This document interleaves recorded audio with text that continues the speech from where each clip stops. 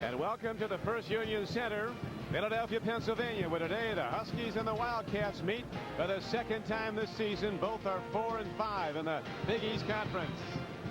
Good afternoon, everyone. Don Crickey with Jim Spinarkle. Connecticut coach Jim Calhoun told us a short time ago there's not a sense of desperation yet, but both of us have a sense of urgency.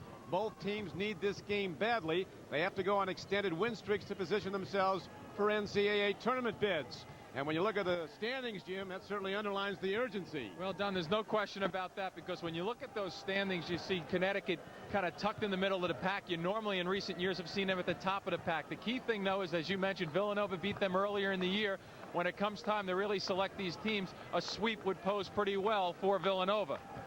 When they met in January in Hartford, Villanova was an 11-point winner over the Huskies. Today, the Huskies are looking for big games from the sharpshooter Albert Mooring and from power forward Johnny Selby. Well, especially it gives them the inside and outside look. And Albert Mooring has found the range, especially the last two games where he's averaging 25 points a game. And Selby's work inside is really nice also for the Huskies.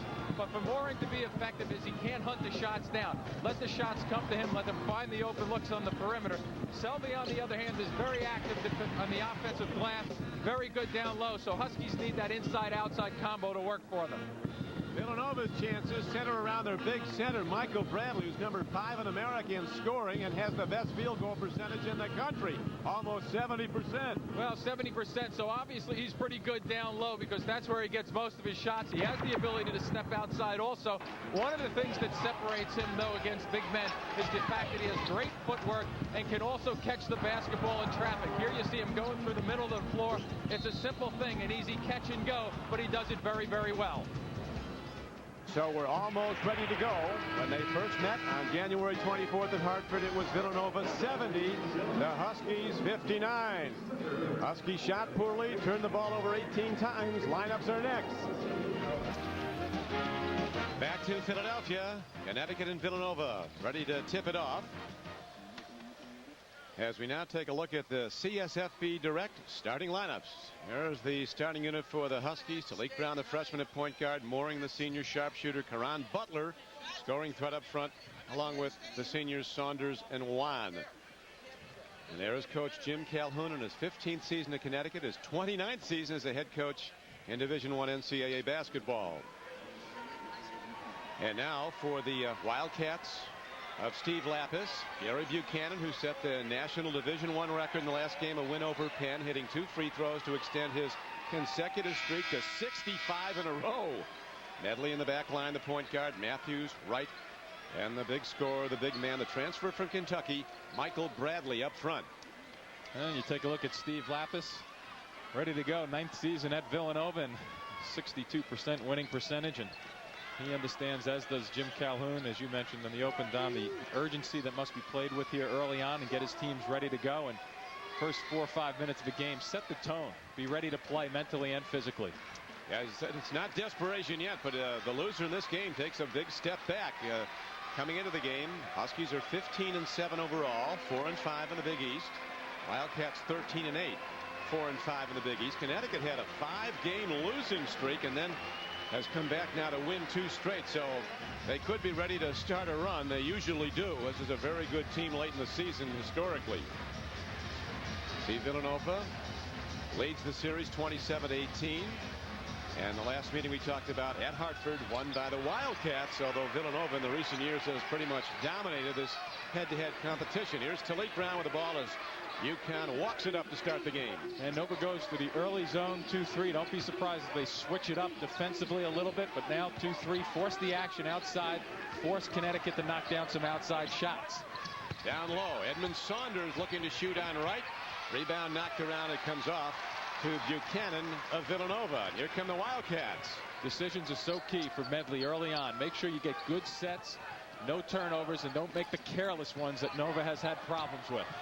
Going hard to the basket as a whistle stops play is big Aaron Matthews, who's not an outside threat, as we now look at our Dodge keys to the game. Hey, a situation where Connecticut's key has to be pressuring defensively, because they want to rattle the guards and also reading Nova defenses. They'll probably change it up a little bit, Villanova. Earlier in the season when they played against one another, one of the things Steve Lappas did was that he came out with a boxing one against Albert Mooring. So we'll look for that a little bit, even though Steve Lappas mentioned to us that guys have had big days against his boxing ones. So we'll see what happens.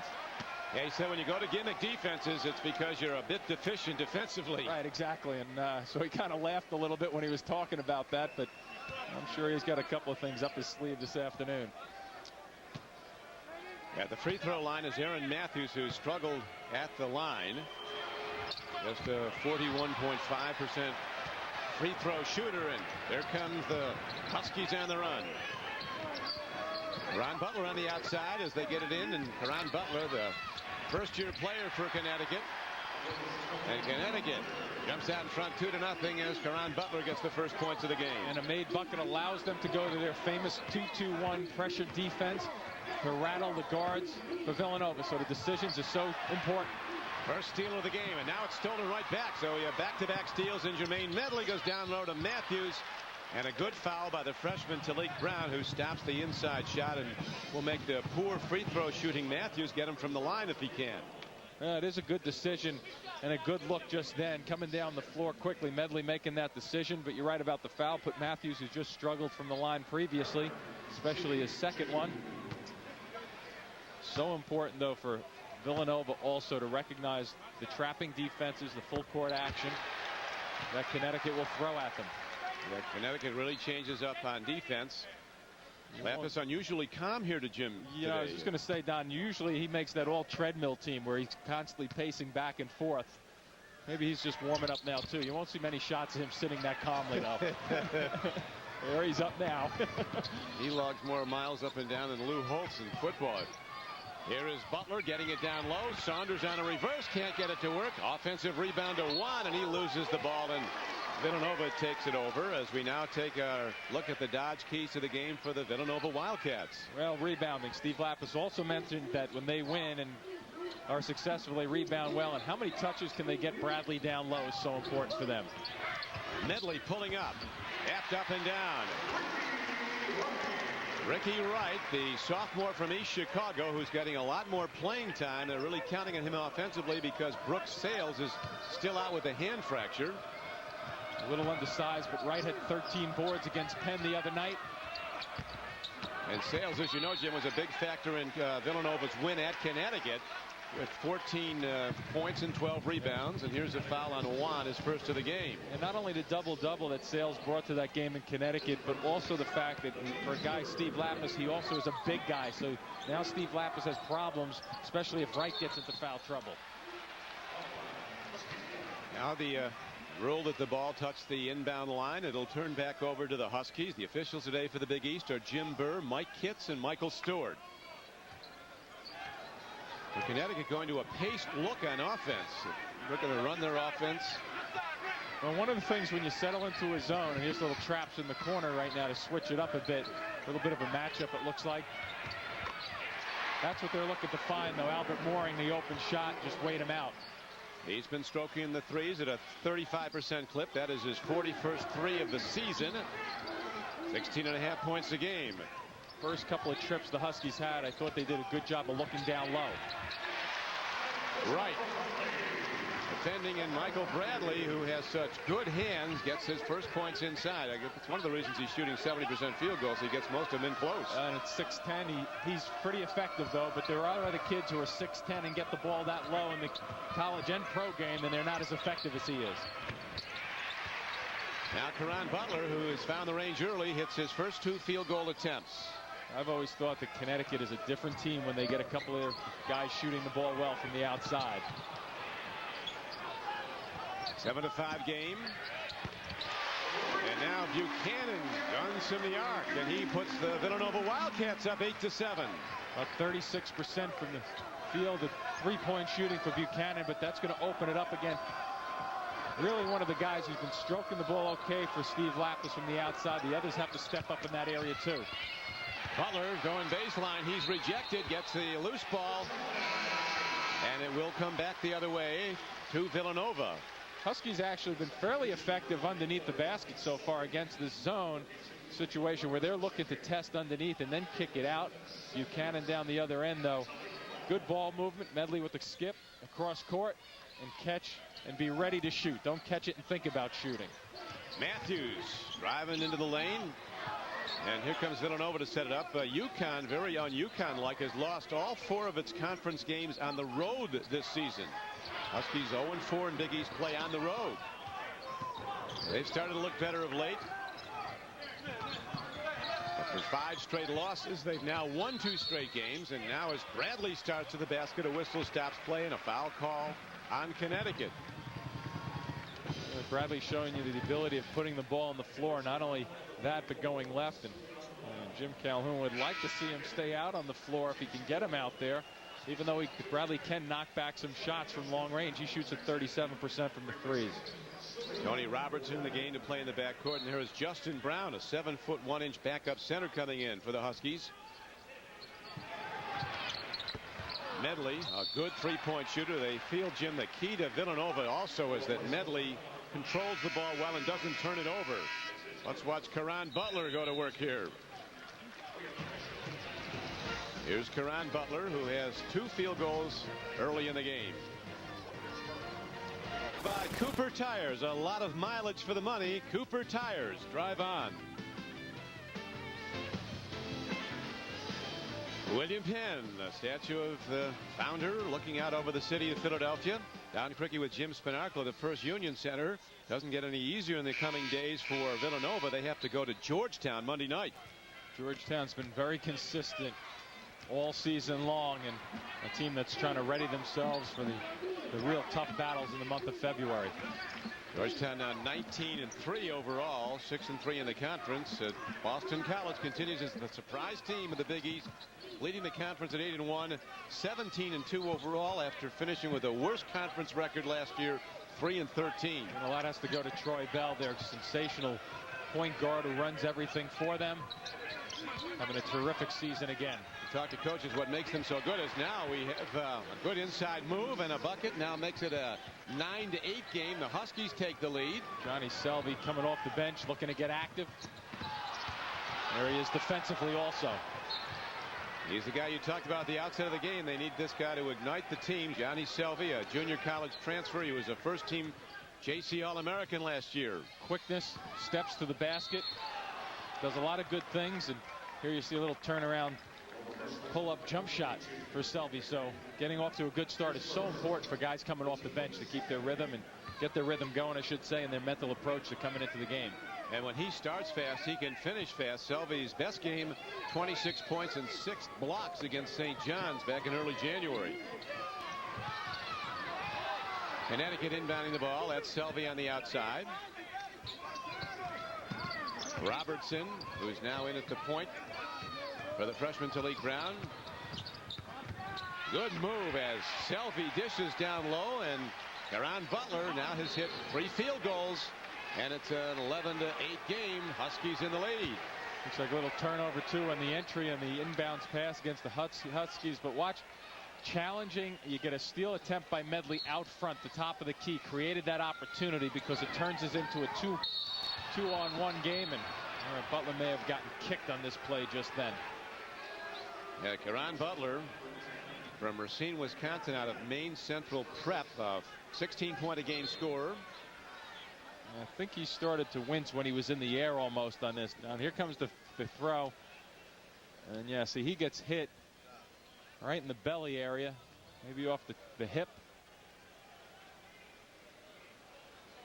He took a real shot, so Caron Butler's off to a terrific start. He has 6 points on 3 of 5 shooting. Still down. Coach Calhoun also out on the court as he's attended to, stopping the clock with 14:48 to play in the first half. This is a guy who's listed at 6'7", 235, so he's no small guy out there. Medley comes after him. I'm not sure if it's in the belly, the groin area. Hopefully it's just getting the wind knocked out of you, but give him a couple of minutes, see how he does.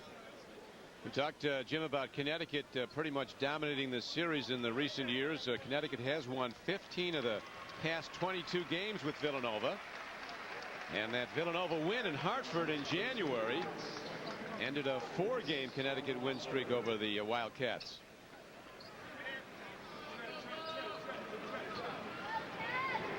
Robert Swain now in the lineup for Connecticut. He'll bring the ball inbounds. As Caron Butler goes to the sideline, still holding his side. He took a real shot. We'll see if Caron can bounce back. He's not going to the locker room. It's a good sign. Aaron Matthews coming around that screen defensively, holding on, and he's not smiling yet over there, huh? No, he's not. Caron Butler. Steve Lapp is a very pleasant guy away from the court. He always has the angst look on his face, like a man who's in desperate, dire straits. Most coaches have that look somewhere. Up calling for a foul was Coach Lapis, but none forthcoming. Here's Medley now down court. Justin Brown defensively now has the assignment against Bradley. Brown has done well against big guys defensively. The outside shot, and Jermaine Medley, the sharpshooter from Wilmington, Delaware.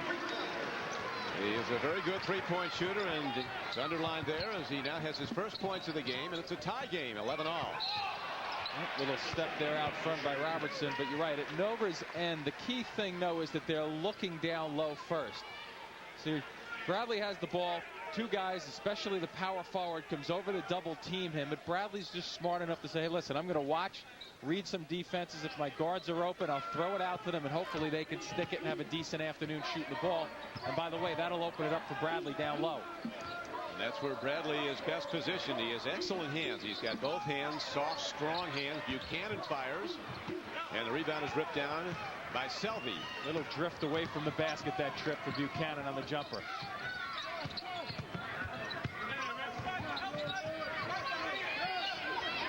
Robertson finds himself open, launches a three, rebound on the offensive end, taken down by Connecticut. Johnny Selvey getting it done. Well, one of the things Steve Lapis mentioned was the rebounding, or lack of, at times for Villanova. Yeah, Lapis wasn't really encouraging about, he said, when you see guys having career games against you, you need some defensive work. Right, you need a little help, and that's why they'll switch it up from time to time with the zones. But he's done a lot of winning. Steve Lapis has 4 NCAA tournament teams here at Villanova. 3 was gone to the NIT. They won the NIT to the Wildcats in '94. Medley hurrying down court, moving hard to the baskets. Buchanan. Medley freed up for the three. Sometimes you can be too open. Yeah, some good work again by Bradley, just throwing the ball at the right time. Took a long time getting it off, and a good move to the basket. And the Huskies have taken a 13-11 lead. Mooring now with 5 points. Buchanan, he's the man who set the record for consecutive free throws with 65. Record he hopes to extend today. Well, we've got a mistake. We've got to change a call going the other way. It's going to stay the other end. Steve Lapis doing his job down the other end, and really no argument over from Jim Calhoun. You see him at the top of that picture there. The ball going out of bounds. And Johnny Holly coming into the game, number 40. Interesting talking to Jim Calhoun about the Big East. He said, I can tell you why some teams that are better are better. Said Boston College, I can't tell you why. Same guys, but they're a lot better. Some think, Jim, is because BC has 4 good three-point shooters. Well, and a little bit more experienced point guard with Troy Bell also. Some of the teams like St. John's and Seton Hall and Connecticut going with the freshmen. A lot of growing pains when it comes to having freshman point guards. Andrew Sullivan going to the basket, lost the ball, and it turns back over to the Huskies as they lead the game by 2. See the early turnover count. 4 for the Huskies, 5 for Villanova. Malik Brown back in the game, working at the point. One of the top-rated high school point guards as a senior last year. Saunders. Good power step in, can't get the shot to go. Sullivan outlets. There's Buchanan with the ball. And Derek Snowden also working in the back line now for Villanova. Freshman from Baltimore. Down low, Bradley draws another foul. See how Bradley tried to flip that shot up after the whistle had blown. Pretty good smarts by him as he tries to kick it up there after the whistle.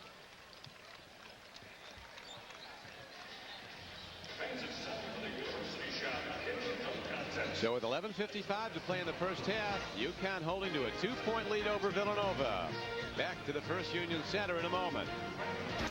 The AT&T Big East Championship takes place once again at Madison Square Garden, March 7th through the 10th. Tickets are still available. For ticket information, and limited tickets are available, call 212-465-MSG1 or just contact Ticketmaster or contact Jim Spinarkle. I'm sure you have a pocket full. For you, I do. They're hard to come by. It's going to be a tremendous championship this year because this is the league where there are no upsets and nobody is really a favorite in these games. Well, which makes it great, and I think that goes right to this game here. I think this is symbolic of the whole season with the Big East. And you get two teams right here with the sense of urgency. They're thinking a month away, really.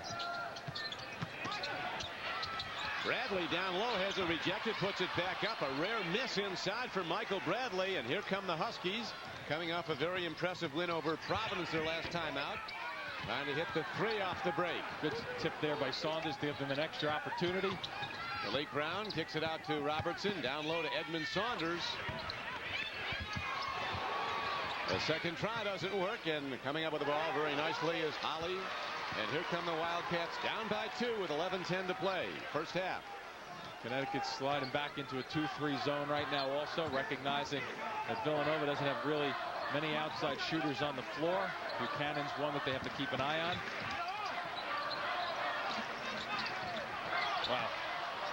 Difficult decision right there. Snowden, athletic ability and some talent, but just has to make better decisions. In their earlier meeting, both teams, Villanova and UConn, turned the ball over 18 times each, but Villanova shot so poorly. In that loss to Villanova, they shot only 33% plus and missed 11 free throws in an 11-point loss. Well, the other part of it, too, is making sure that Villanova hits the boards, and right now the Huskies are really going after it on the offensive end with second opportunities, and they're making Villanova pay for it. Villanova coming off a dominant win over University of Pennsylvania as they won the Big Five. Good cut just then by Buchanan. And how about the delivery over to Bradley, who really can deliver the basketball to the rim and makes it pretty easy. UConn doing well on the offensive rebounding end. 7 offensive rebounds. You look at the field goal shooting. Huskies cooling off after that 5-for-9 start. Might be a reason why they have some offensive rebounds there lately, at any rate, for Jim Calhoun and company. You know, people ask Jim what's wrong with UConn on that 5-game losing streak. Well, one thing you have to consider, they lost 3 seniors who moved on.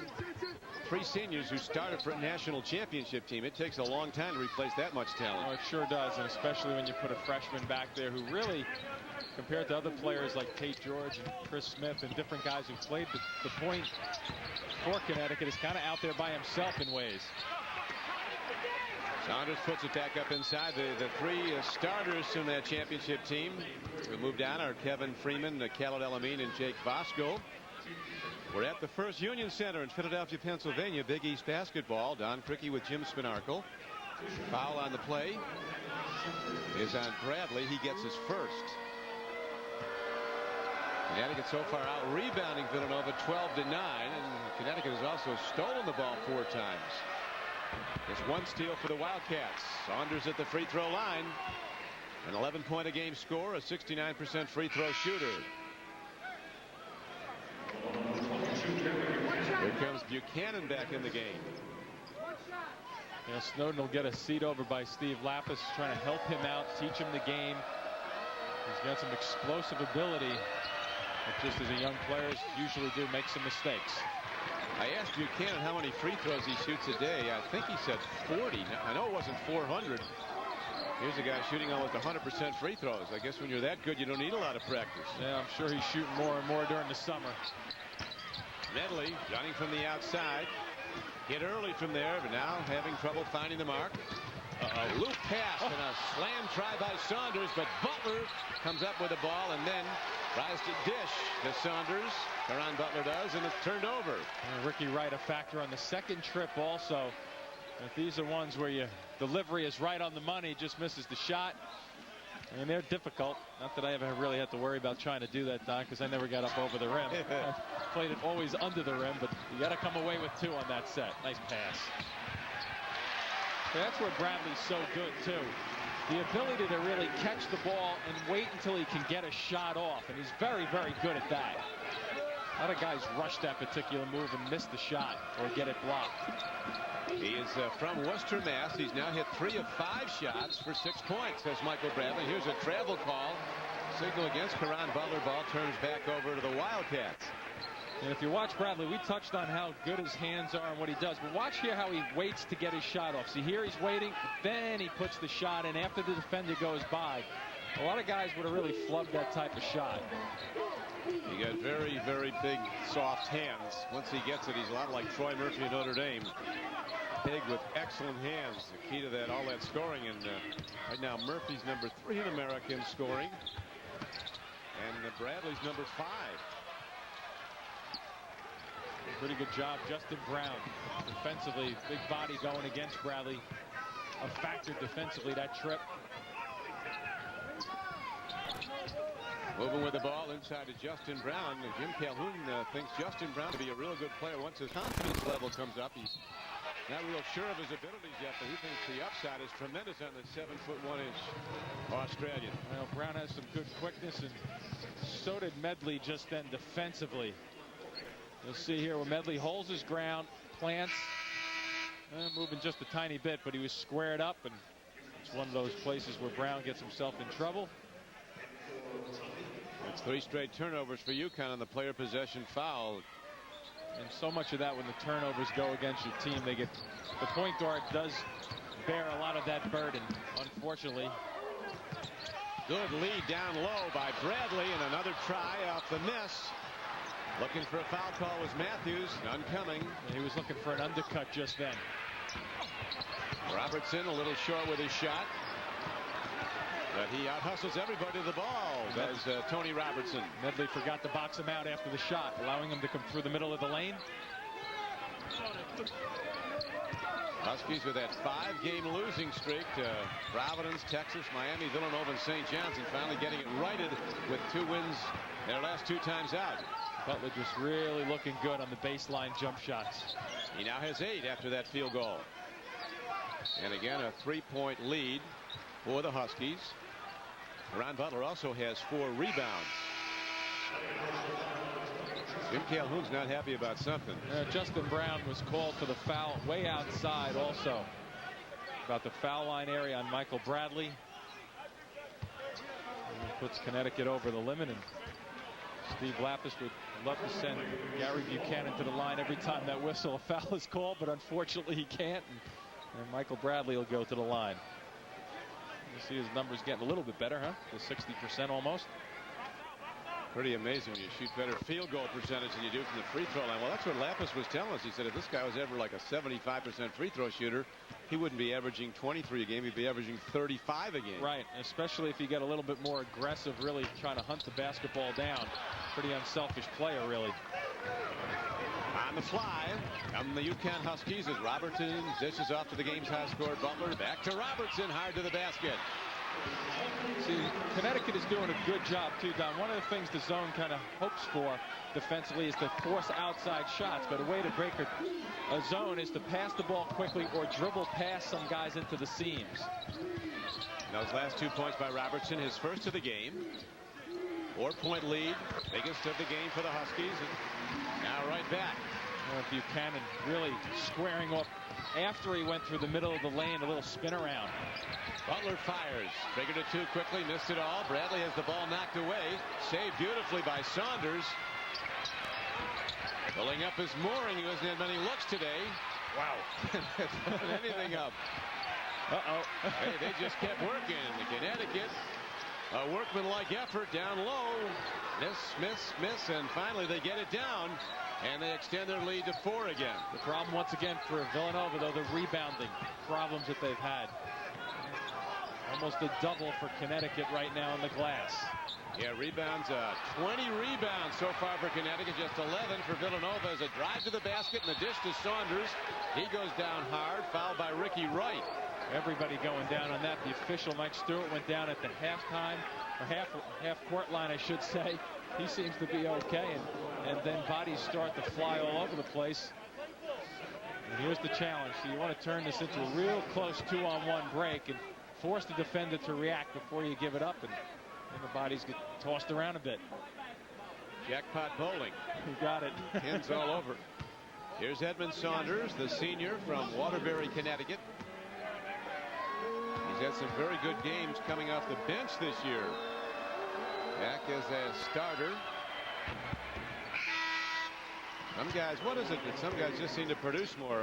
David Graves of Notre Dame playing great basketball coming off the bench.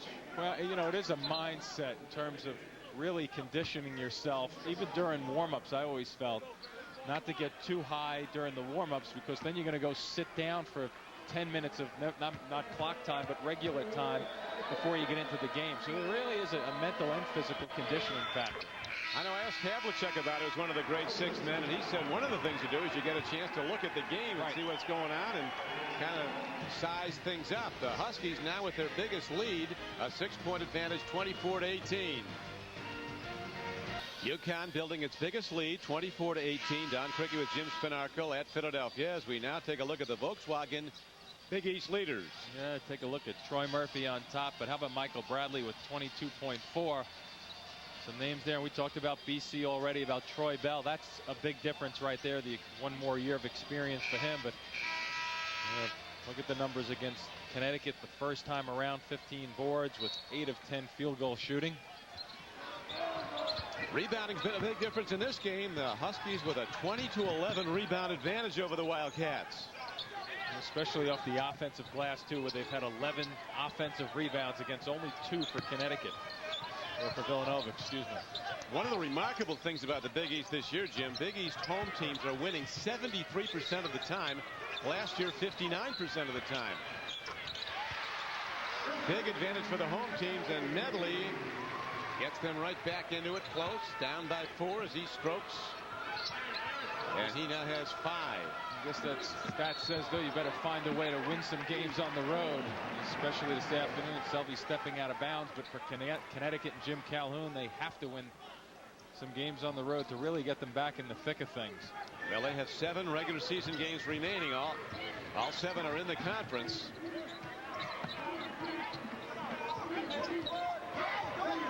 (24-20). Buchanan just stepped on the backcourt line just then. No over and back signal.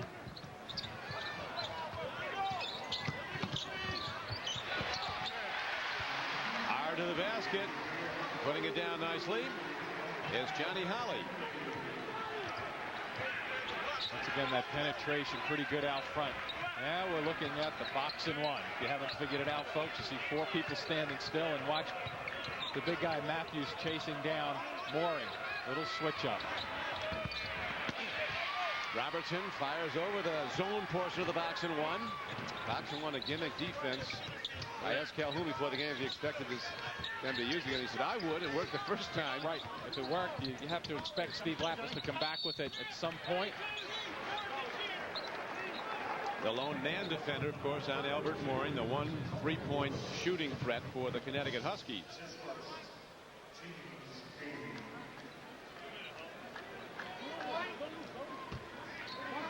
Going to the free throw line now again is Matthews. They'll be quick to foul him because he struggles at the line. Less than 42% free throws. Not really an outside threat, but a very good inside player, an excellent defender. Oh, not a good decision right there by Matthews reaching in, but the last time we talked about what Connecticut has to deal with the box in one, if you look right there in the middle of that's a great shot of it. You got the 4 guys right there, 2 up front, 2 behind. You see number 4 along the baseline in white. He's chasing Mooring down. So wherever Mooring goes, the concept is number 4 Matthews has to chase him. So you see Matthews isn't even really looking at the ball until it's shot. Great example right there of what the box in one was all about. Coach Calhoun pacing the sidelines. The foul Aaron Matthews strategy certainly working. Aaron Matthews has hit only 1 of 5 today from the free throw line. It's a funny concept too with that, Don, with the getting back to that box and one. Now guys have to learn how to play 4-on-4. It's kind of like a hockey sample there where they you try to position yourself, and the team is not comfortable in executing offensively against a 4-on-4 set. And the other thing, they're getting out rebounded 21-12 is Villanova, and with the box and one, you got 4 guys without blockout responsibilities playing that zone. You're going to give up more rebounds to the opposition. I think Bradley had an intention in his mind right here to try to jam this with his left hand. Let's see if he extends it with his left away from the defender. See, he's going to go trying to get that shot down. Selby comes in and aggressively goes after him. And he's still down. Big Michael Bradley. Well, the problem with it is he's holding on to the right side of his upper part of his leg or hip. I mean, it's...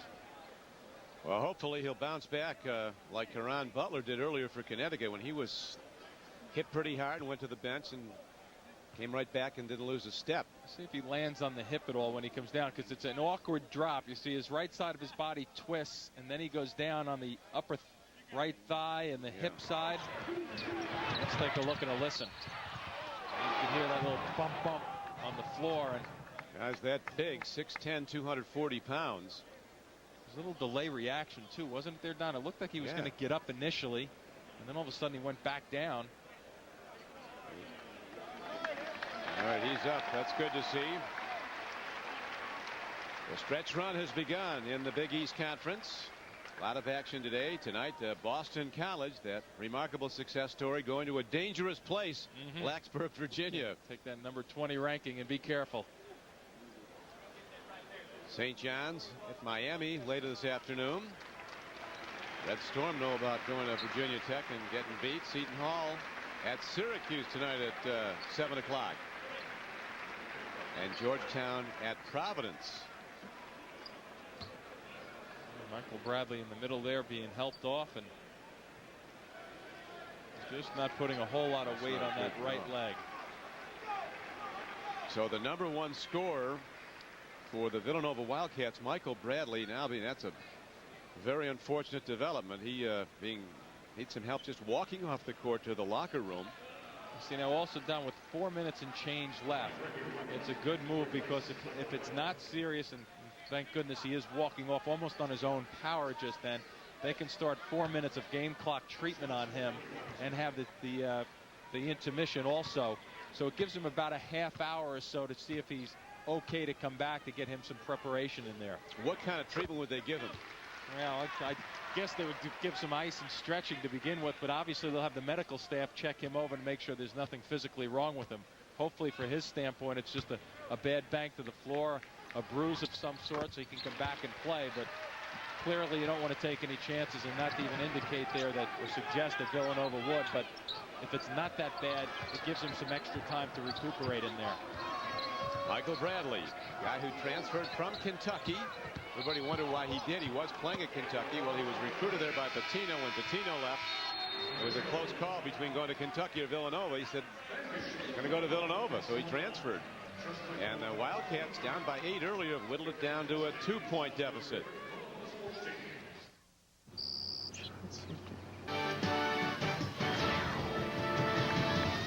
Independence Hall, Philadelphia, Pennsylvania, on a windy February day. Actually, it was unseasonably warm in the 60s here last night, and temperatures starting to drop again now. And Michael Bradley, a guy who's more comfortable dropping the ball in the basket for Villanova. You see him here early, going after it, doing what he does so well, finding spots on the floor so he can deliver the goods.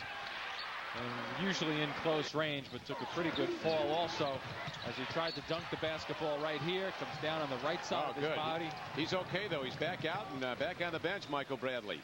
Just as you saw him limping off, he bounces right back. So it looks like Michael Bradley will be ready to go. And that is good news. Big guy slamming his leg when he drove. Johnny Holly looking to find the handle.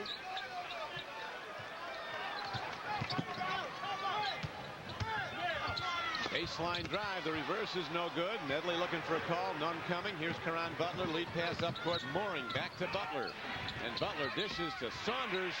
Beautifully done, lots of touches, and the payoff end of Saunders, who now has 7. And UConn goes up by 4. Lapp is calling a timeout on the sidelines, and that gives Bradley opportunity to jump up. I wonder what they did to him in that locker room. Dr. Feelgood must be in there. He's back and ready to go.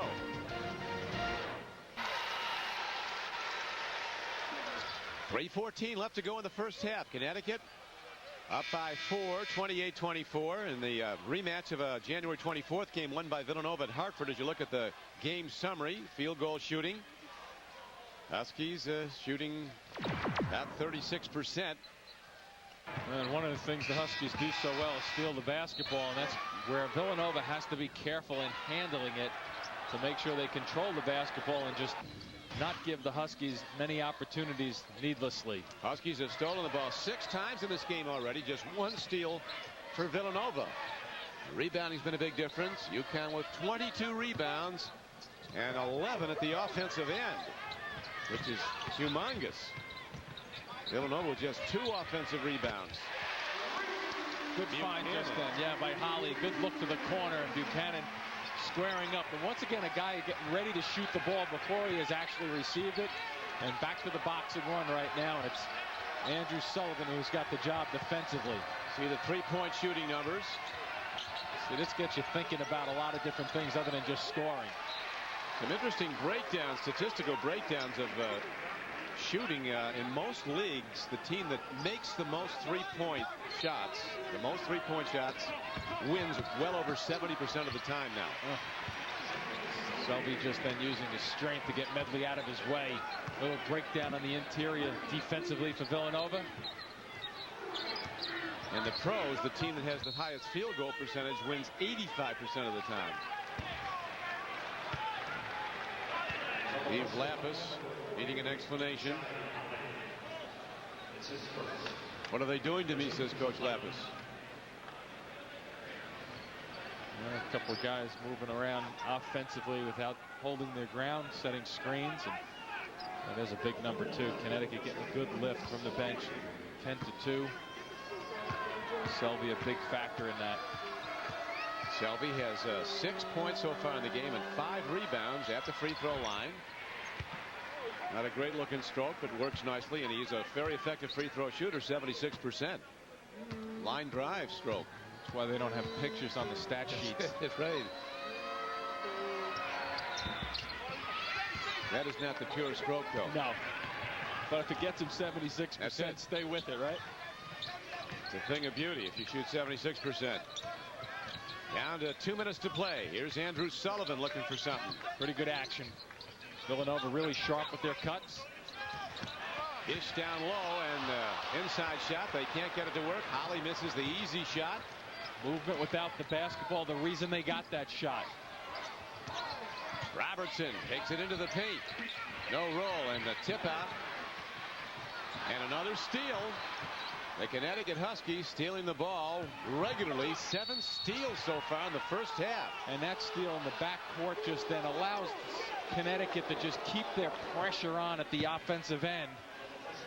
And it's so frustrating for Steve Lapis, who had jumped up a moment ago, but they get the basketball, they get it, and you see guys like Bradley still coming back. He was off to the races thinking that they had an opportunity at the offensive end, and next thing you know, you have Selby back at the line, and your defense is breaking down.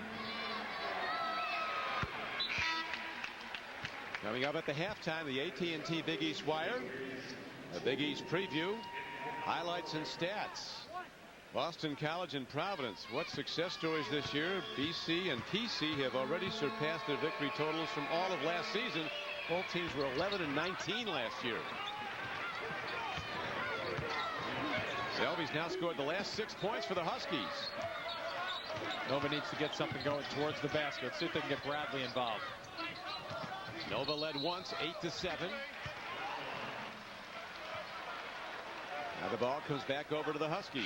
And Medley with the travel that trip, and Steve Lapis just has to be careful in the last 120. I mean, this Connecticut team not as powerful as the last 3 years or so that Jim Calhoun has put teams on the floor in terms of scoring. But you still have to watch them with the way they try to turn you over, that you don't go down 9 or 10 in a situation like this with a minute left. Villanova's turned the ball over 3 of their last 4 possessions as we're now down to 1:03 to go in the half.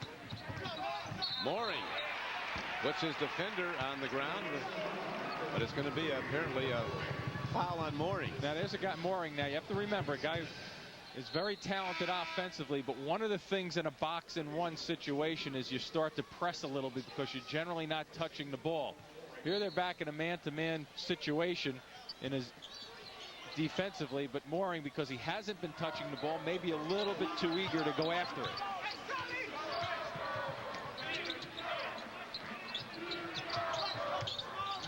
Good help defense by Connecticut.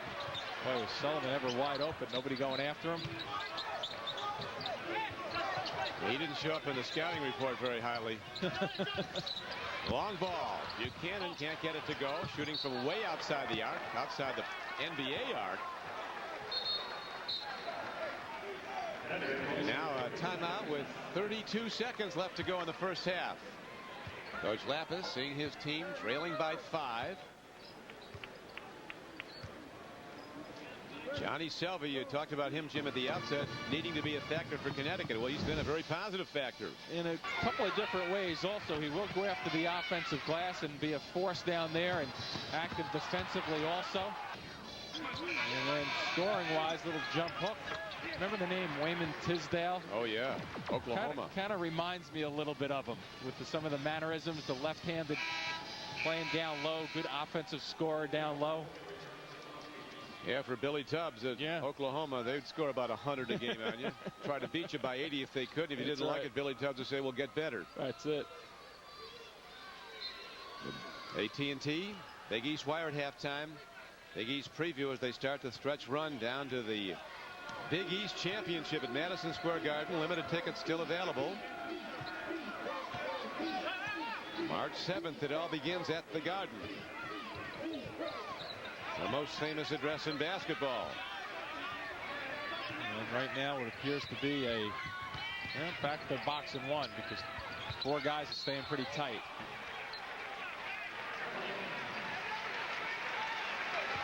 Well, the box and one continues to give Connecticut some troubles at the offensive end. Another turnover for them with the travel. But the dead ball does allow Connecticut to come right back with their extended full court. 2-2-1. Now it's back to straight man-to-man. Medley pressured by Robertson. Dishes off inside. And the ball turns now back over to Connecticut as in the game. Nova's turned the ball over 13 times already. Connecticut with 11 turnovers, and they both were lamenting the 18 turnovers they each had for the whole game the first time they met. Well, awareness of the clock right now. Let's see what they do with it. 1 second to launch. See if they can get it going towards the intercept, and the horn sounds, and that's the first half of play as the Connecticut Huskies, who've won the only 2 times they've played Villanova here in this building, go to the locker room with a 32-27 lead. Allen scoring for Connecticut. Selby has 8. Saunders has 7. Ron Butler has 8. Leading scorer for the Huskies, for the Wildcats, is Buchanan with 8. And Bradley has 7. So we'll be back to the First Union Center in a moment. Back to Philadelphia. Don Criqui with Jim Spanarkel. Huskies by 5 at the half over Villanova. And it's time now for We Know You, brought to you by Citgo. Proud to support today's athletes. For this week's Citgo We Know You, we take a look back at Ray Allen of Connecticut from 93 to 96. Ray Allen was a 4th on both ends of the floor. He finished his Husky career as their all-time leader in 3-point field goal percentage. In addition to his long-range accuracy, he finished 4th all-time in scoring with over 1,900 points and was one of the leaders in steals with 159 career steals. Now, before the game, Jim Calhoun, the coach of Connecticut, told us that there's not a sense of desperation yet. There is a sense of urgency.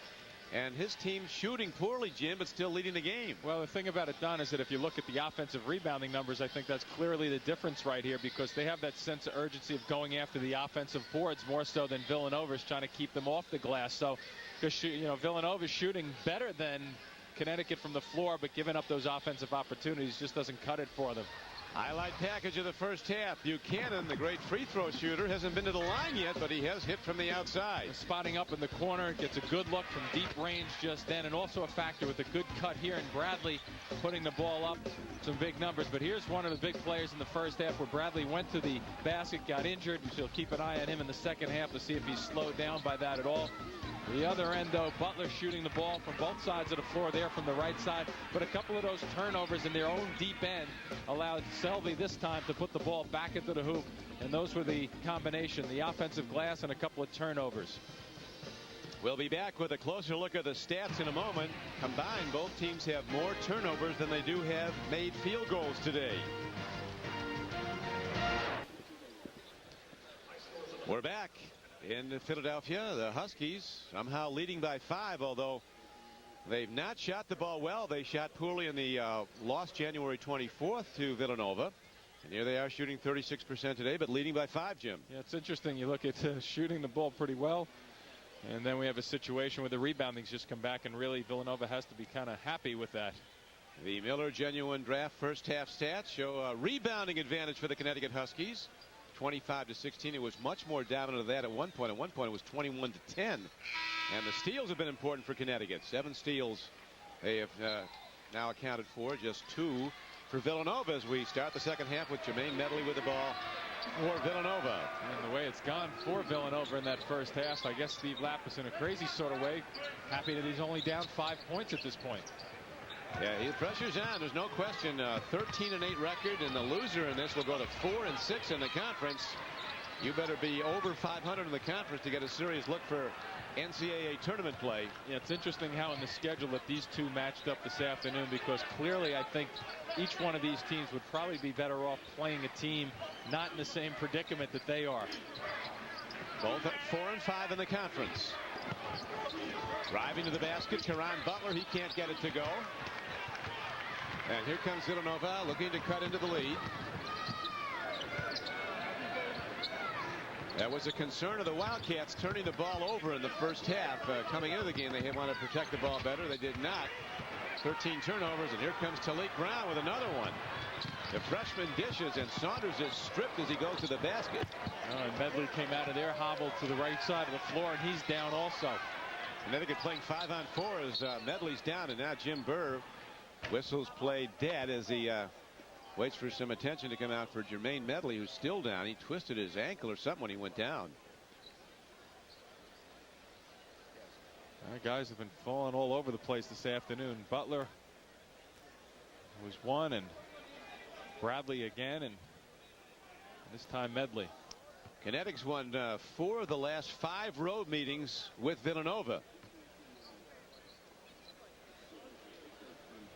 Well, we'll hope that Jermaine can come back like the other 2 players who went down with what looked like they could have been serious injuries, only to bounce right back. He gets the strip there, and then you see the right knee of Saunders. Watch for the right knee of Saunders right here. Watch his right knee and where it lands. Right there in the knee to the hip area, a little bit above the hip and to the ribs possibly.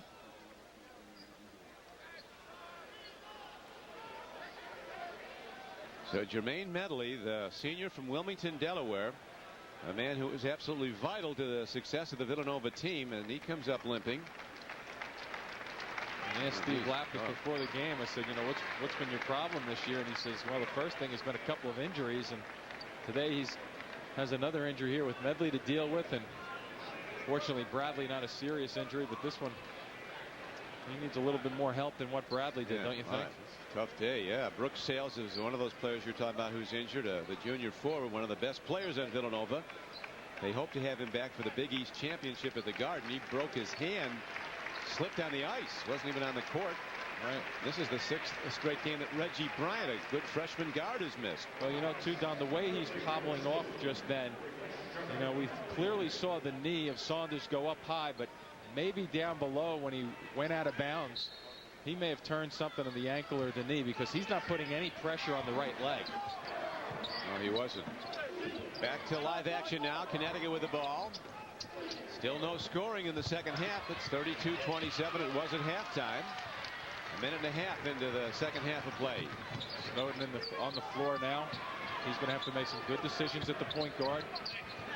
Eric Snowden, the freshman from Baltimore, now taking over a lot of playing time in the second half if Medley can't return. The turnovers just keep mounting up, and Connecticut trying to take advantage of them, even though no one scored here. Even at 6 in the last 9 possessions. It's just tough to get an offensive rhythm. Malik Brown short on a three-point try. Here comes Snowden, the freshman, leading a 2-on-1 break. Lead goes to Matthews, and he puts too much on it, but the sure-handed Michael Bradley puts the follow-up in. It's a 3-point game. Good job, though, by Snowden. They're really creating some opportunities at the offensive end and under control to give it to him.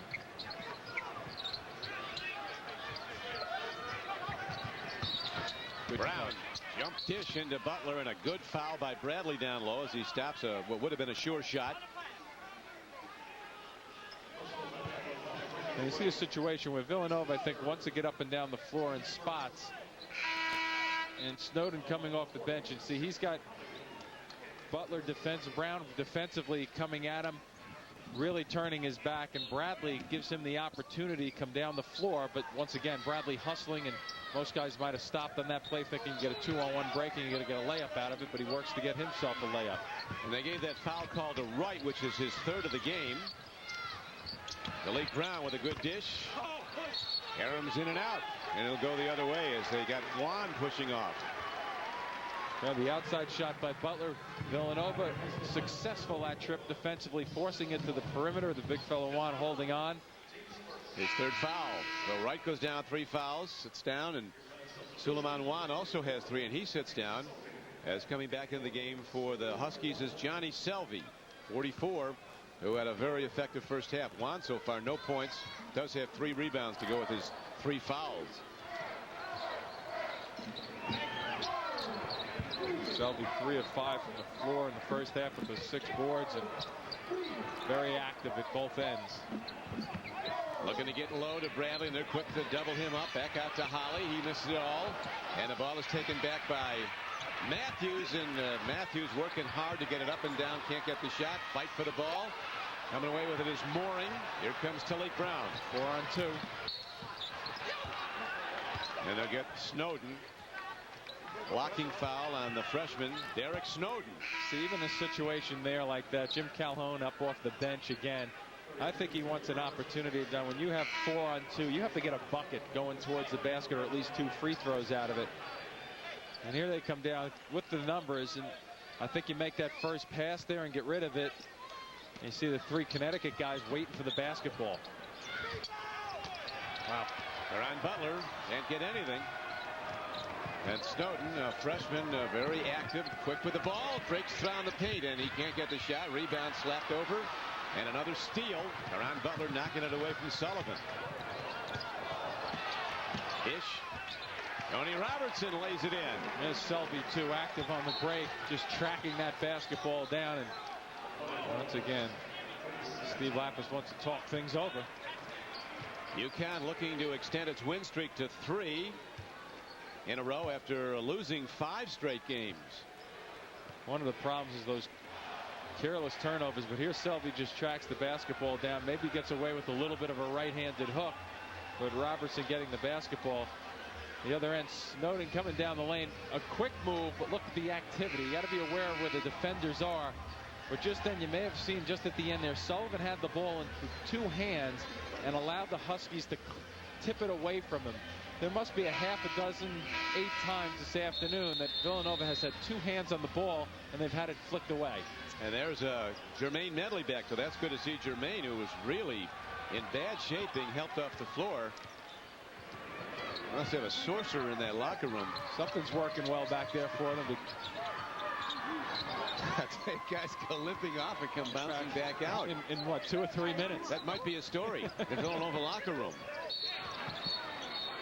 Now they try to get the ball inside. It's kicked, and here's Medley coming back in. And he's limping a bit. Yeah, but he's back. Yep. I mean, he couldn't walk at all going. I'll tell you, one of the things, too, Don, about playing, athletically, is you take a quick look there.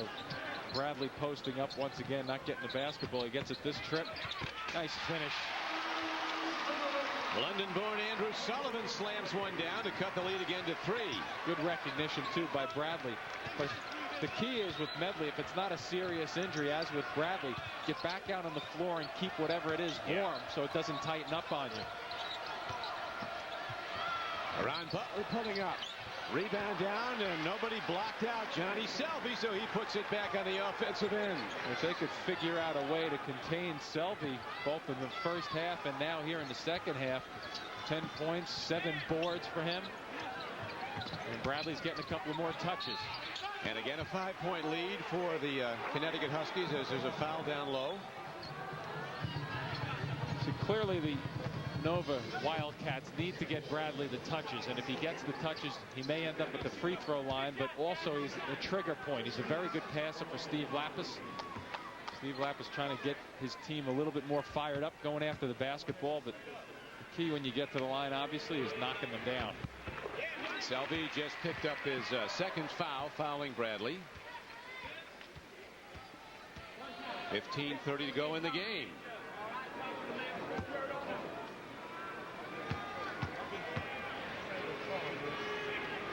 Bradley, who is the nation's best field goal percentage shooter, struggles at the line, misses the second, but it worked out well as they get it out to a sharpshooter, a sniper. Buchanan guns from three-point range and knocks it down. It's a 1-point game, Connecticut. A little exclamation point on the shot, but how about the ball fake? Beautifully done. And there's a hole down low, I believe. Sullivan grabbing Mooring.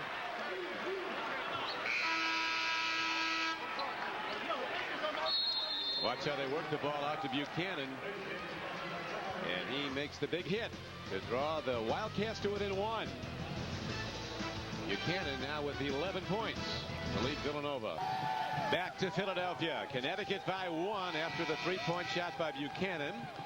The AT&T Big East Championship takes place once again at Madison Square Garden March 7th through the 10th. Limited tickets are still available. Call for your seats. For ticket information, call 212-465-MSG1 or just contact Ticketmaster. The 22nd Big East Championship coming up. Well, the numbers from the field goal percentage not doing really a whole lot for anybody, but this game is just going to be kind of a grunt and grind, it looks like. And they've been limited good looks at the basket. That's why the shooting percentages are rather low, particularly for Connecticut, although the Huskies still lead the game. Here's Robertson, a jump stop, dishes to Saunders. And Edmund Saunders at 6'8" goes up and puts it down with both hands. He has 9, and the Huskies lead by 3. The importance of penetration. Robertson that time finding a seam with the basketball and making some guys playing, creating some rotation opportunities. You got to get the ball to Bradley. Look at him, he's down there, but he's got Saunders. See the double team creeping across, so they're always looking to double him. That means Sullivan's going to be open too. Medley guns and we're tied at 38. Nice story for Medley, huh? Coming back from that injury, coming out and knocked the one back from long range. Back to the locker room. He went in limpy, comes out shooting. He ties the game. Same box and one right now. 4 guys playing the zone. Selvey working hard, doesn't get the roll. Battling for the ball is Matthews. Selvey takes it back. Matthews gets it. Combination by Matthews and Bradley just then. Extraordinary effort. Medley, he's looking to launch. There it is. See what kind of story he's going to say for himself this afternoon, huh? What injury. They came back better than ever, and now the Wildcats lead 41-38. The first time they've led since early in the game when they led 8-7. Does he hesitate a little? Sure he did a little bit, didn't he? Bang, nothing but the bottom. Nice storyline so far developing. Villanova on a 10-2 run now to come from behind and take the lead. And here was his first one, back just a half an inch above and beyond the NBA stripe, but pretty good reaction, gives his team a lift. Psychological lift also. See the three-point shooting, Villanova. There's the difference. 6 of 12. Huskies still struggling, just 1 of 8. And to this point, Don, if you ask both coaches how to describe this game, I'm sure both of them would say, yeah, we should be able to play better than what we have so far this afternoon. But even with that said, either one of these coaches will take an ugly win today rather than a pretty loss. Villanova, Jim, hitting 3 of 3 three-point tries here in the second half to come from behind. Sullivan on Mooring, everybody else in your zone. Caron Butler pulls up, can't get it to go. Tipped by Juan, no good. And again, Matthews working hard at 6'6" to get the rebound. And at 240 pounds, he's clearing people out. Long ball. The two arcs throw these guys. A lot of them times they're out by the red arc. Just a couple feet farther. Matthews' reaction, sometimes you can tell with the player's reaction. Don Criqui with Jim Spinarkle, First Union Center, Philadelphia, Pennsylvania. Big East basketball, and after leading by 5 at the half, Connecticut has now fallen behind 41-38, but they go to the free throw line with Caron Butler ready to shoot, a 76% three-point shooter.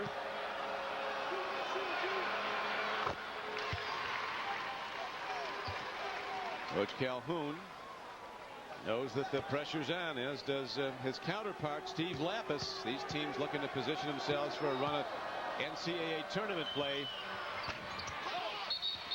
Over the back, it's going to go the other way. Winner today goes to 500 in the conference at 5-5. Loser falls 2 games under 500. Not good with 6 to play. Suleiman Juan is the culprit right here on the offensive opportunity. See in the lower left-hand corner, good step across. Ball kicks a little on the long side, but because Bradley put his body on him first and then started to the basket, number 4 will find you a seat on the bench. And that's where Big Suleiman is now, on the Connecticut bench. Sullivan, they're trying to get it into Bradley, and they're going to call a foul on Justin Brown, the 7'1" Australian. He body checked him. Little leg action also, and Calhoun wanting to, at that end of the floor, let him play a little bit defensively. Here's Bradley, doesn't like to shoot from the outside. He does have a 3-point stroke, though. They've limited his touches. They've done a good job defending Bradley. So they sure have with the double team. Here he is. He's not looking to fire. He's looking to pass. He's hit 10 of 27 from three-point line stripe this year, so he is a factor out there. Look at the double. They always double team, which is good, smart defense. Sullivan brims it.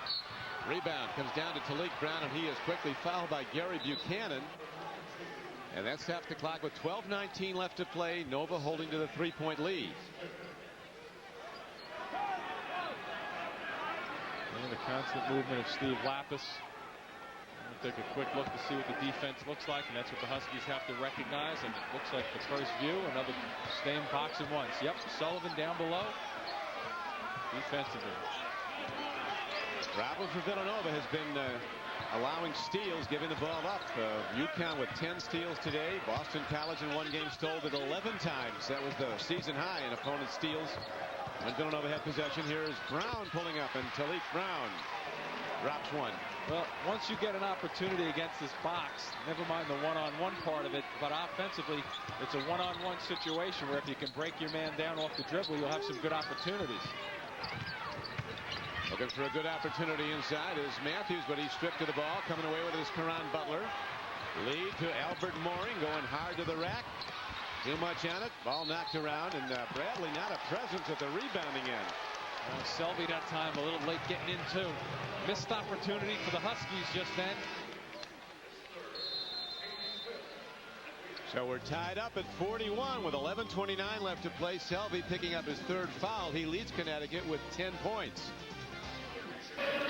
Connecticut led by 5 at the half, or tied up at 41, as we now take a look at the Beckspear game summary.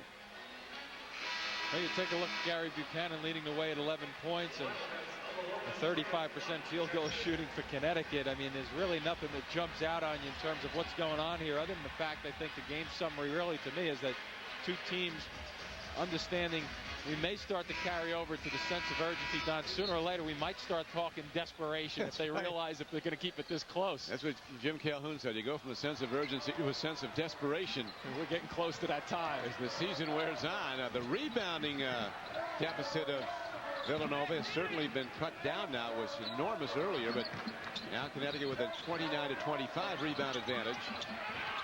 Oh, where do you get that one from, big fella? A little step across with the left. Soft hands of Michael Bradley. He now has 12, and the Wildcats again have a 2-point lead.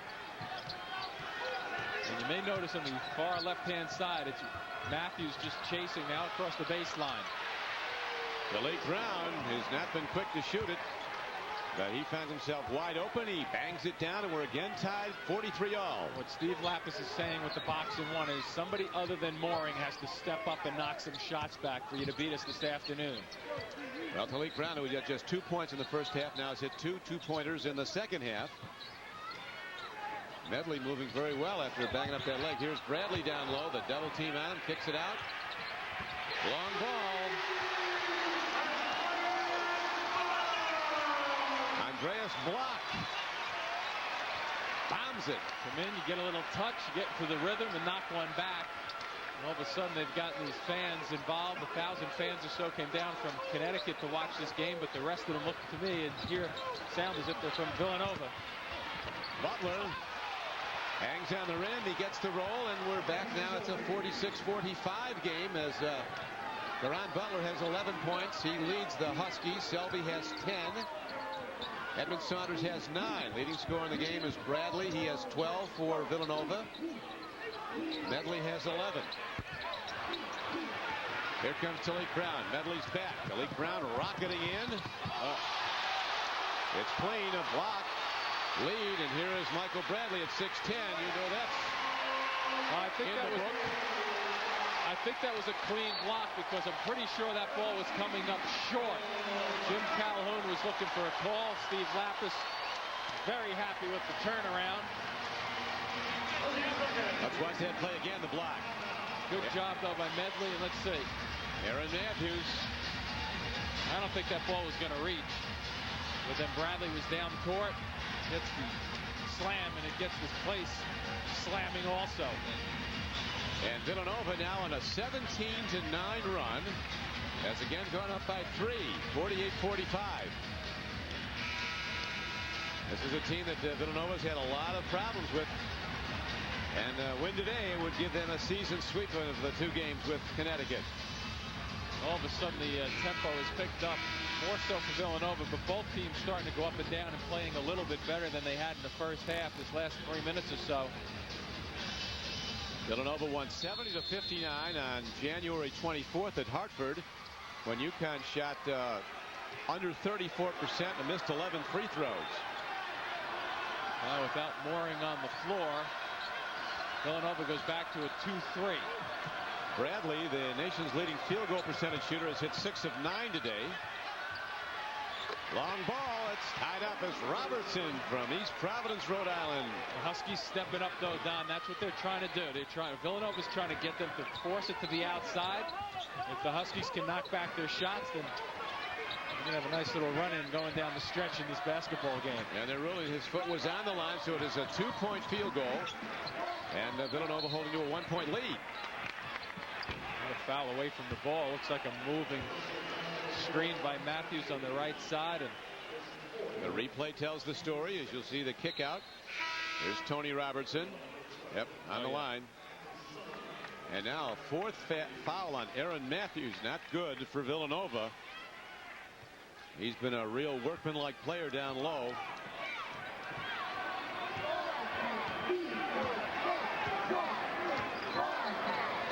Connecticut has stolen the ball in this game 11 times. Villanova just 3 steals. There's a good spot on the floor right in the middle. Robertson tries to go inside. Here comes Talik Brown, cut off by Medley. Dish off, and Saunders can't get a shot, but there is a shooting foul. Well, that's actually a break for Villanova just then, Don, because the Huskies would have gotten an easy layup on the miss on the weak side. He put Saunders, though, at about 70% of the free throw line, so it's a break for Villanova. Let's see if Saunders can put 2 back. And Villanova now in personal foul problems. The starting forwards, Ricky Wright and Aaron Matthews, 2 sophomores, each have 4 personal fouls.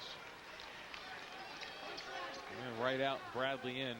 Bradley's minutes have started to climb, averaging, I believe, around 35 minutes a game, but the last few games in particular, especially with Brooks Sales, they need his body on the floor for more and more minutes. They do indeed. Brooks Sales out with the fractured hand, not expected back until March. As Edmund Saunders with the free throws gives the Huskies a 1-point lead, 49-48. Beautifully done. Johnny Selvey doing all the good things that help you win games. Intercepts the ball, a 12th steal for the Huskies.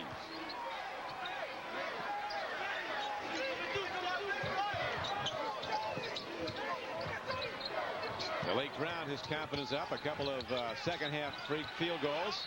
Gets a couple tries inside. Another whistle stops play, and a foul is called on Villanova. Both these teams, of course, have been national champions in the past. Steve Lapis was a student assistant under Raleigh Masserino, a graduate assistant, when Villanova played the perfect game, shooting 78% to beat Georgetown by 2 in 1985. Connecticut with a national championship in 1999 under Jim Calhoun. I don't remember who they beat in that game, do you? Oh, the Dukies, huh? Yes, they did. Dukies, they didn't play their smartest basketball down the stretch. No, they did not. A tough last 2 minutes for them in that championship game. In fact, I watched that with you. Happy night for Connecticut. What a great season. Connecticut women twice national champions. 13 points now for Medley. And the Wildcats have taken back the lead. Want to wish very best regards to the great Villanova woman player, Svetlana Abrasamova, who's undergone knee surgery. All-American player. She has a quick and full recovery. As down the floor come the Villanova Wildcats. Dish goes out to Sullivan and back out to Buchanan. Jump pass to Bradley. He's on the deck again. It's an interesting thought by Buchanan, and Bradley had it read well, but the pass was just a tiny bit too far for him to handle it. So we're now down to 6:59 to play, and Nova in a back and forth game holds to a 1-point lead.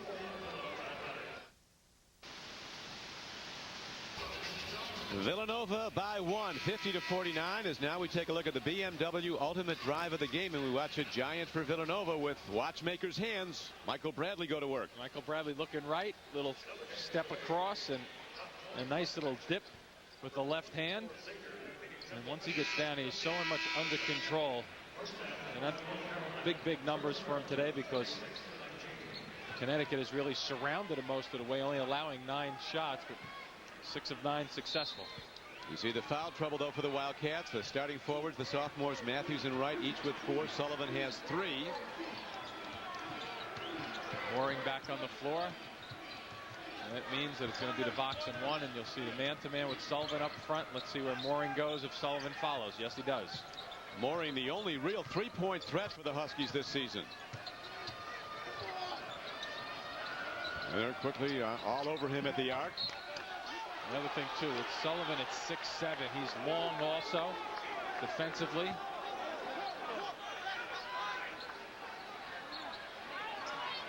One thing is, when Calhoun makes a point with the officials, he does it in a very civil way. You know, he's not one of these guys that ever gets up and yells at him. Just when you've been at it for 29 years, right. You know how to make your point. Yeah, you got to figure out how you're going to last a long time, right? That's a long time. He certainly withstood the toughest test of all, the test of time. 29 years as a Division I head coach in his 15th year at Connecticut. Sullivan takes a look. Villanova with a 1-point lead. Clock ticks down to 6 minutes. Bradley. Whoa, they get Bradley on a player possession foul. Turnover on the foul on Bradley. Bradley finally gets an opportunity of a one-on-one situation down low. and he goes away from the double team. You see the catch, the double team will come from the middle eventually once he gets the ball down low. Once you get the catch, he looks for the double team. There it comes. He goes away and gets caught for sliding that left elbow up in the air. Coach Lapis, he must have put a whistle on and get out there. He's not a happy coach. Still a 1-point advantage for Villanova. Connecticut with the ball, looking to take the lead. They do. Off the baseline jumper by Tony Robertson, the sophomore. Robertson's starting to step up a little bit and look for opportunities. He has the quickness to do it with Mooring in that box. He's not going to get many opportunities. When he got it, he made it pay. 51-50. Here's Bradley down low. What a play by Bradley. That's footwork too, Don. How about the step across? It's perfectly legal. Hold your pivot foot and step through the defenders. Well done. I mean, they had a triple team on him when he did that. He's now 7 of 10 shooting the ball. Oh, watch out. Oh, boy, that's where your leg can get hurt. So Jermaine Medley, another leg injury for Jermaine Medley as somebody rolled up on his leg. Oh, that's a tough one. But he's a tough guy, Jermaine. The loose basketball. Watch at the end now. Oh, boy. I mean, that's just an unfortunate situation right there. Going for the loose basketball. Butler going after it, pinning the leg underneath. Jermaine Medley in a lot of pain. You'll recall earlier in the game, he went out with a badly banged up leg where he had to be helped to the locker room. Came out, knocked down a couple of threes, and Villanova took the lead. So we'll just hope that Jermaine can make another quick recovery as the clock is now stopped with 5:06 left to play. Big East basketball continuing later today. We have Boston College at Virginia Tech, St. John's at Miami, Georgetown at Providence, Seton Hall at Syracuse. Those last two night games tomorrow. Pittsburgh's at Rutgers, a noon start in the Meadowlands. And Notre Dame plays at Morgantown against the Mountaineers of West Virginia, 2 o'clock start. And now he's got to be actually carried off the court. So this is not good. Another leg injury to the terrific little point guard for Villanova, Jermaine Medley. Wow, it's unfortunate. Man. Here's the first time earlier in the game when he went down, took a knee and turned the ankle a little bit, the leg. And then here he's just, unfortunately, he has just no way of defending himself there in terms of getting out, moving his leg, and that facial expression. You saw the official too come in there, official understanding the position he was in. And he was putting no weight on the right leg as he's helped to the locker room. So Jermaine Medley goes out. His Wildcats holding to a 1-point lead with a lot of time left. So Villanova loses its point guard again. And they've got 4 fouls on each of their starting forwards. But they're hanging in, holding to a lead. They were down by 5 at the half. Connecticut led 32-27 at the half.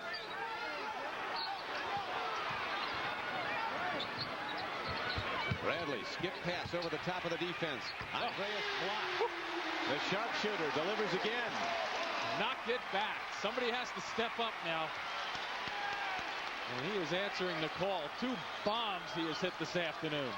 A 6'8" freshman, and now the Wildcats have their biggest advantage, a 4-point lead. Mooring puts it up.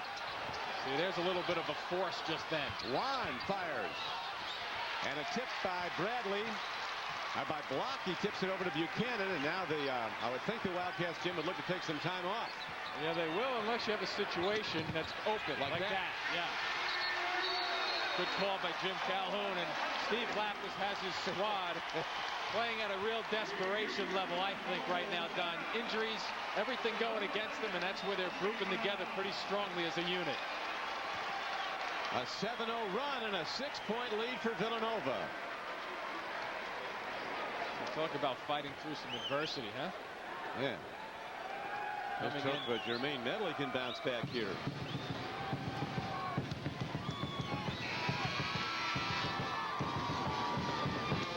Situation. Nova up 6, playing with confidence.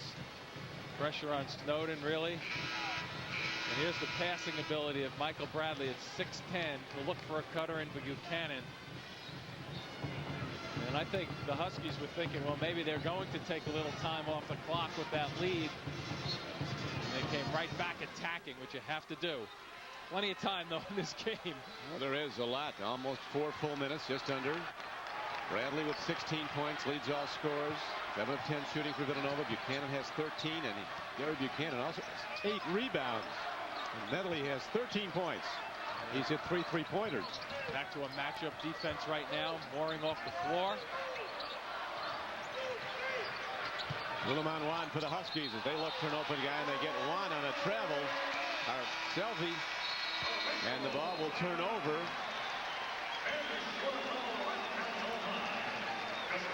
So there's a timeout with 3:34 left to play. Villanova stepping it up with a defensive effort. And then a 3-point shot by Andreas Block. And the Wildcats have a 6-point lead.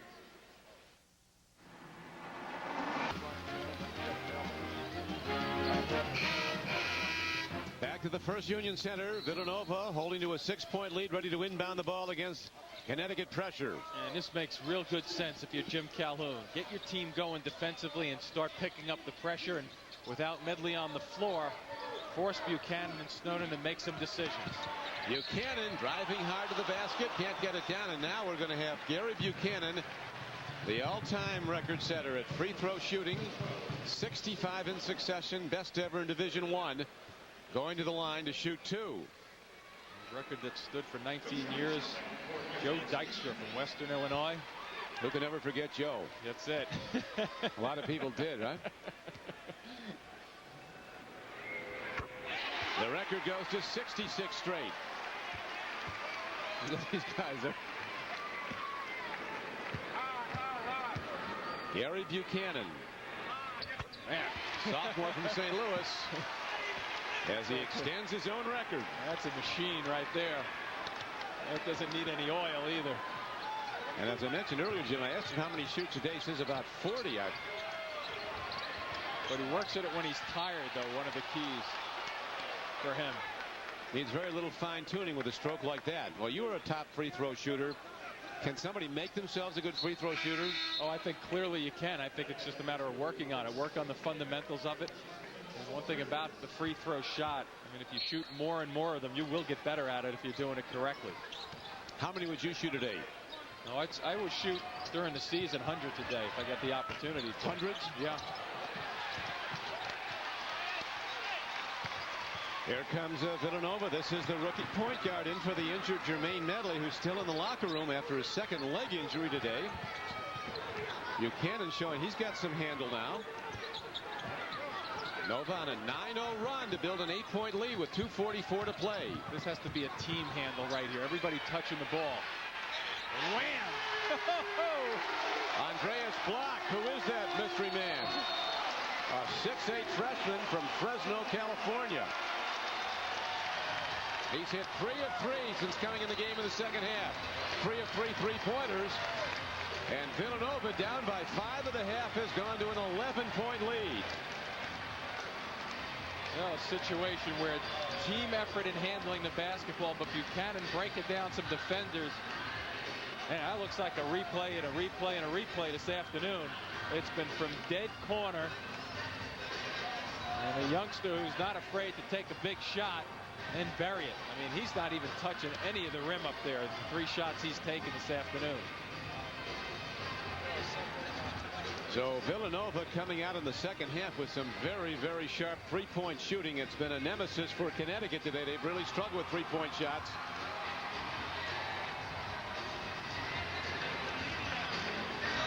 And the biggest lead of the game for either team now enjoyed by Villanova, 62-51. Don Criqui with Jim Spinarco, Philadelphia, Pennsylvania, Big East basketball. 2 teams at 4 and 5 in the conference.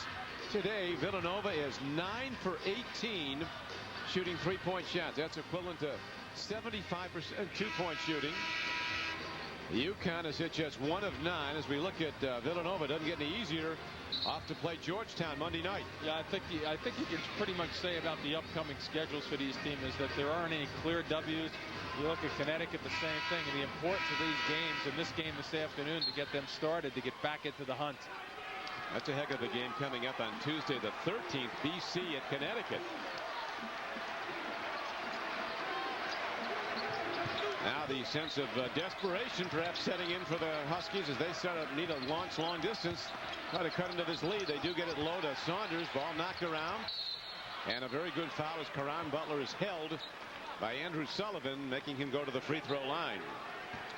We're at the First Union Center, Philadelphia, Pennsylvania. Villanova looking to sweep the season series against Connecticut, a team that has beaten UConn the previous two meetings here, or has beaten Villanova. Now you see Medley's back on the bench with ice though on his ailing right leg. I'm surprised just to see him with the way he's gone down twice, and the second time he went down was worse than the first.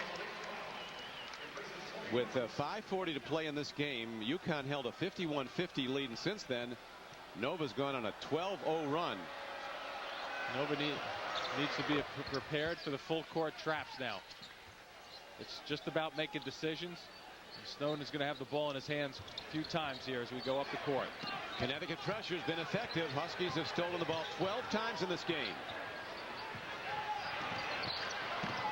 Good decision. Good decision by Sullivan. Take some time off the clock and a good release to have Bradley on the floor. Sullivan to Andreas Block. Rebound slapped around, and let's see, it comes inbounds to Villanova. Did not hit the rim with that shot, so 16 seconds left in the shot clock.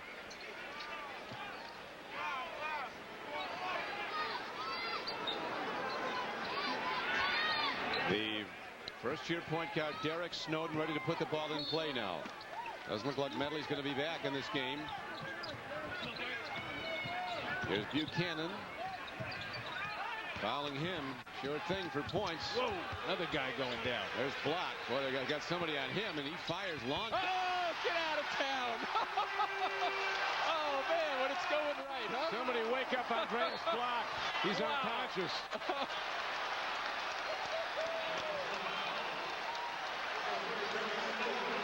Absolute madness here. He's got the whole Villanova following, 1,000 strong, up and cheering. He's hit 4 of 4 3-pointers in the last 10 minutes. How about recognizing the clock situation? Oh, look at him. Great look. Boy, talk about big time shots. If you're Connecticut, you have to be asking yourself, number one, why haven't we found him for his 4 shots from long range? And number two, what are you going to do to get back into this game? 65-53. Not a bad free throw shooter also at the line. Albert Mooring, a very effective one. He is a 90% free throw shooter to lead the Huskies in that department. But right now, Connecticut forced with the pressure of needing to make just about everything if they're to pull this one out and not fall to 4 and 6 in the conference. You're right, you can't foul Buchanan. Not that they want to foul right now, they want to go for steals, but Snowden's a guy you can go after.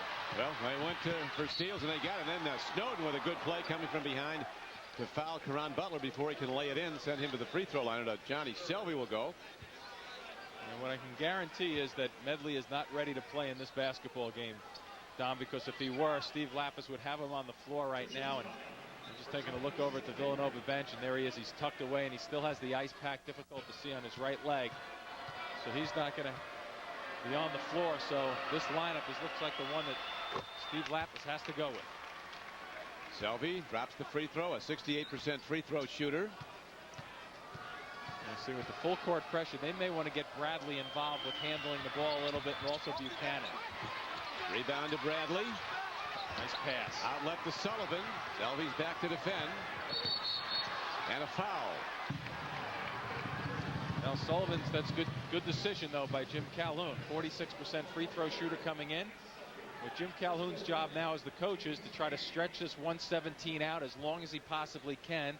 Get the right guys at the line, which would be the wrong guys for Villanova shooting free throws, and force them to make the 2. If they get a miss, 1 out of 2, they're in pretty good shape. Villanova has won only 2 times they've played here. They won here last year in this building, 74-60. Sullivan misses the front end. Can be expensive, but time so much Now to 1:12 to play, and it's working against the Huskies. And here's a player possession foul on Connecticut. It turns the ball over. Well, Snowden has had some problems at the offensive end with the turnovers, but that's a pretty smart defensive play just then. Get your feet working, get yourself in good position. Let's see if Bradley handles this ball with Buchanan as much as possible. You don't want to foul him. Yeah, they do. They bump it from behind, so we'll see if the record continues.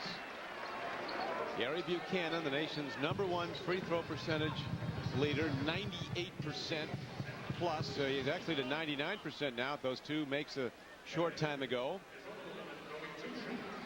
He's also the #2 scorer for this team. And of course, you remember Craig Collins too, don't you, from Penn State? Who can forget Craig? Who set the record for the season. Ooh, that was a little iffy. That was real long. I guess from his standards, that was ugly, huh? Yeah. It was.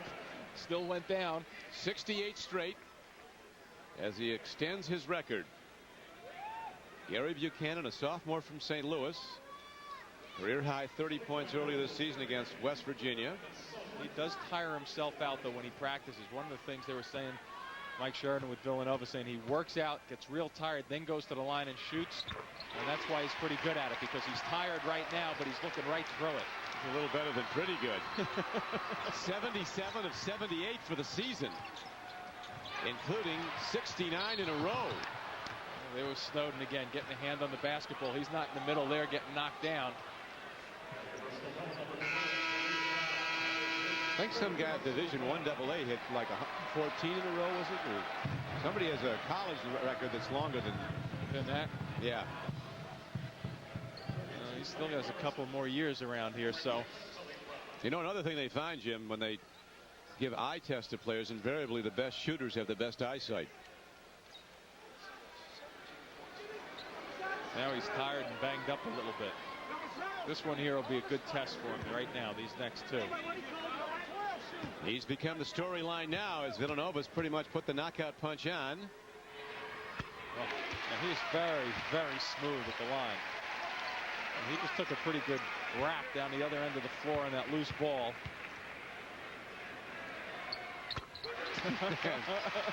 Fantastic. This is getting boring, Gary. There it is. Not from his perspective, though. The Counters has 71 in succession for Gary Buchanan. A dish and a slam. Johnny Selby's been delivering the goods for Connecticut, but they need more than just Johnny, as he scored 15 points. Good luck again. Up to Sullivan. And he is fouled by Tony Robertson, stopping the clock with just over 52 seconds to play. So the Villanova Wildcats, in a game they really felt they had to win, coming in with 13-8 record overall. They will go to 5-5 in Big East play, and the Huskies will fall to 15-8, and they'll be 4-6 in the conference. So it's almost a mandate. They have to have a very big Big East championship if they're to make NCAA tournament play. But with the way the scholarships are spread now, Jim, 13 to a school, nobody can bankroll a lot of top players like schools like Kentucky used to. And every year the NIT, under its executive director Jack Powers, gets a great field at the Garden. Exactly, getting better and better. Long ball, hipped. Butler rejected, but it's a goaltend on Michael Bradley. And with 43 seconds left, Connecticut is given the field goal. 71-60 Wildcats. UConn sets up the full court pressure, 94 feet of heat. They're just trying to get the ball to Buchanan, and he'll go to the line again. Where's our man with the counter up there? He's up to 71. Nope, with Buchanan now the leading scorer in the game. He has 19 points, including 6 of 6 free throws. 8 rebounds also for Gary Buchanan.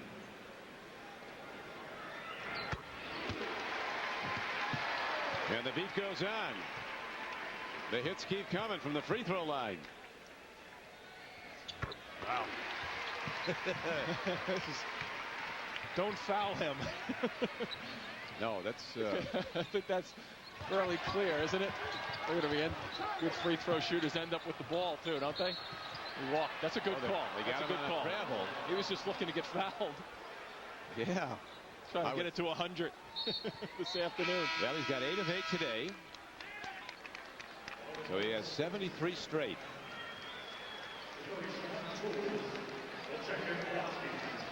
Unbelievable. 73 straight field goals. Free throws. Now we're going to look at some updated Big East standings in the East Division. BC 8-1 the leader. Providence College at 7-3. St. John 6-4 in the conference. Villanova will go to 5-5, and Connecticut's winning streak ends at 2 games. They now are 4-6 in the conference and 15-8 overall. In the West, Notre Dame, which plays tomorrow at West Virginia, the leader right now by a game over Georgetown and Syracuse. That's why it's so important, this game, to Villanova. There's 3 teams right there with very nice records, and you know, being in the middle of the pack of the other one may not cut it for you. That's why you got to make the climb. But the way the brackets are going to set up, I mean, you got St. John's at the Garden. That's no good deal. They've won like 14 straight Big East games at Madison Square Garden, St. John's. And how about with Seton Hall, too, Don, creeping into the middle of the pack and below? Do you want to get them at the end of the season if their young squad comes around with Eddie Griffin, Andre Barrett and company? It should be an interesting tournament this year. Yeah, they're due to come together. It does take time to build chemistry, though. No matter how much you bring in 3 or 4 high school All-Americans, you just don't press a button and have everything going great. Absolutely. There's a guy that's been a sharpshooter. Andreas Block, 4 of 4 3-point attempts. And now 1 for 1 from the line. Rims out. And down the court in a hurry is Caron Butler firing. Rebound to Sullivan. Arda Buchanan coming down the court. They're trying to get to him. And he's just going to hold on to it as long as he possibly can. Standing ovation for the Villanova Wildcats, who trail at the half by 5. 32-27, but they rally in the second half with extraordinary 3-point shooting. They end the game on a 24-9 run in the last 5 minutes. They're the Wildcats of Steve Lapis, and they win going away 74-60, the exact score that Connecticut won by here last year, 74-60. So Villanova sweeps the regular season series with Connecticut.